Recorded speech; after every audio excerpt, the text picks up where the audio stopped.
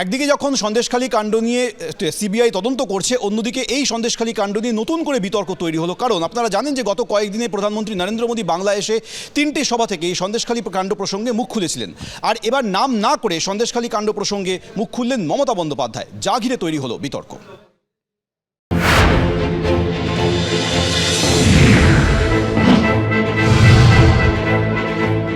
মা বোনেদের সঙ্গে অত্যাচার করে টিএমসি ঘোর পাপ করেছে। সম্পূর্ণ বাংলাতে সন্দেশখালীর জড় উঠবে। যেভাবে আপনারা কয়েকটা ঘটনা নিয়ে, হতেই পারে হাতের 5টা আঙুল তো সমান নয়, বলবেই তো উনি গুন্ডাদের উপর ভর করেই তো আছেন।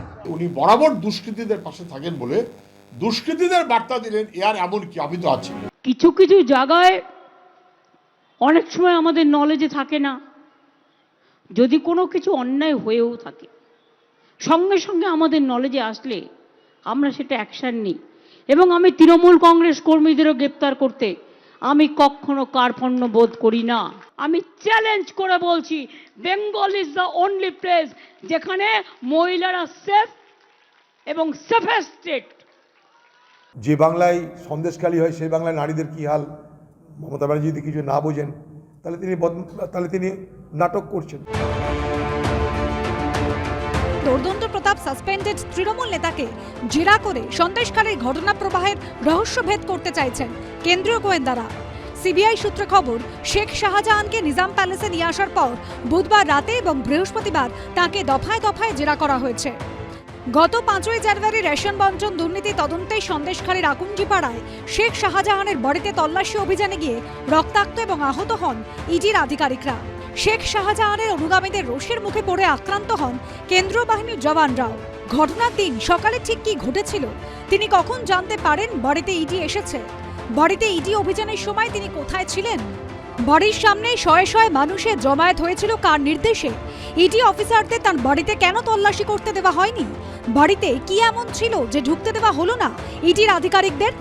রাজ্য পুলিশের হাতে ধরা পড়ার আগে 55 দিন ধরে ফেরার থাকাকালীন কোথায় কোথায় ছিলেন, কারা কারা তাকে আশ্রয় দিয়েছিলেন। সিবিআই সূত্রে খবর, জেরায় এই সব প্রশ্নেরই মুখোমুখি হতে হয়েছে শেখ শাহজাহানকে।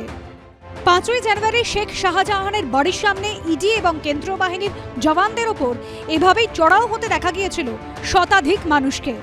সেই জমায়েতে সন্দেশখালীর বেতাজ বাদশার কি ভূমিকা ছিল তা জানতে শেখ শাহজাহানের ফোনের কল ডিটেলস এবং টাওয়ার লোকেশন খতিয়ে দেখা হচ্ছে বলে সিবিআই সূত্রে খবর।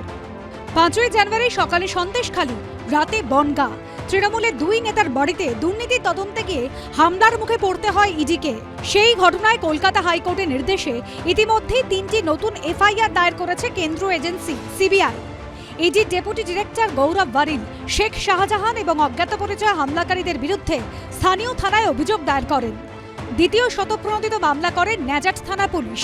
তবে অজ্ঞাত পরিচয় হামলাকারীদের বিরুদ্ধে ঘটনার দিন ঠিক কি ঘটেছিল তা জানতে এদিন ইডির ডেপুটি ডিরেক্টর গৌরব বারিলকে ডাকা হয়েছিল নিজাম প্যালেসে। শেখ শাহজাহানের বাড়িতে তল্লাশি অভিযানে গিয়ে আক্রান্ত ইডি অফিসার অঙ্কুর গুপ্তেরও বয়ান সংগ্রহ করা হয়েছে বলে সিবিআই সূত্রে খবর। সিবিআই সূত্রে খবর, বুধবারই ন্যাজাট থানা থেকে 2টি কেসের নথি সংগ্রহ করেছে তারা। সিবিআই সূত্রে খবর, বনগাঁ থানার মামলা নথিও মিলেছে। ধৃত শেখ শাহজাহানকে শনিবার ফের বসিরহাট আদালতে পেশ করা হবে। পার্থপ্রতিম ঘোষ, সুকান্ত মুখোপাধ্যায় ও ব্রতদীপ ভট্টাচার্যের রিপোর্ট, এবিপি আনন্দ।